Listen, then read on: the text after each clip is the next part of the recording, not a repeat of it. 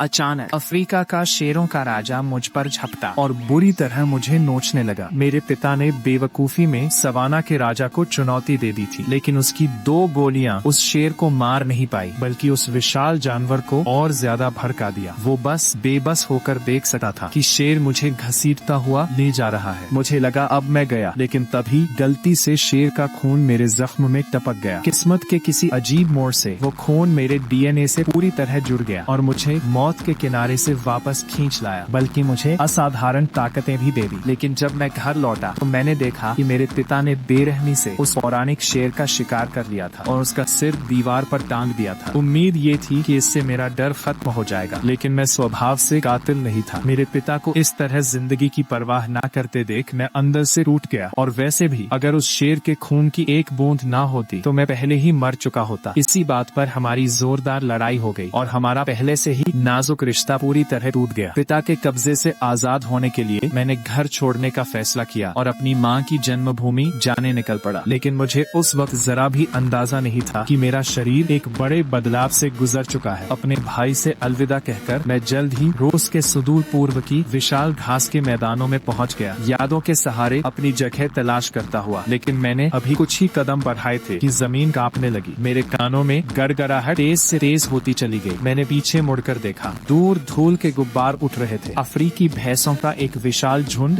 बेहद तेजी से मेरी तरफ दौड़ता आ रहा था। मुझे पता था कि मैं भाग नहीं पाऊंगा, तो मैंने आंखें बंद कर ली, अपने सिर को बाहों में लपेटा, जमीन पर सिकुड़ गया और दुआ करने लगा कि भैंस मुझे छोड़ दे। लेकिन हैरानी की बात ये थी कि उस झुंड ने मुझे कोई नुकसान नहीं पहुंचाया, बल्कि वो मेरे चारों ओर आगे निकल गया। तभी मैंने देखा एक ताकतवर भैंसा सीधे मेरे सामने खड़ा था। हालांकि उसके बाल कम हो रहे थे, लेकिन उसकी नजर गहरी और मजबूत थी। साफ दिख रहा था कि वही झुंड का नेता है। वो बूढ़ा भैंसा आखिरी भैंस के निकल जाने तक मेरी रखवाली करता रहा, फिर मुड़ा और अपने झुंड को आगे ले गया। इस अजीब मुलाकात ने मुझे एहसास दिलाया कि मुझे सिर्फ जंगली जानवरों से दिमागी तौर पर बात करने की अनोखी ताकत ही नहीं मिली है, बल्कि मेरी शारीरिक ताकत भी अब इंसानी हदों से कहीं आगे जा चुकी है। बस भाले को हल्का सा झटका देने भर से मैं उसे हजारों मीटर दूर तक उछाल सकता था और बिल्कुल सटीक निशाने पर मार सकता।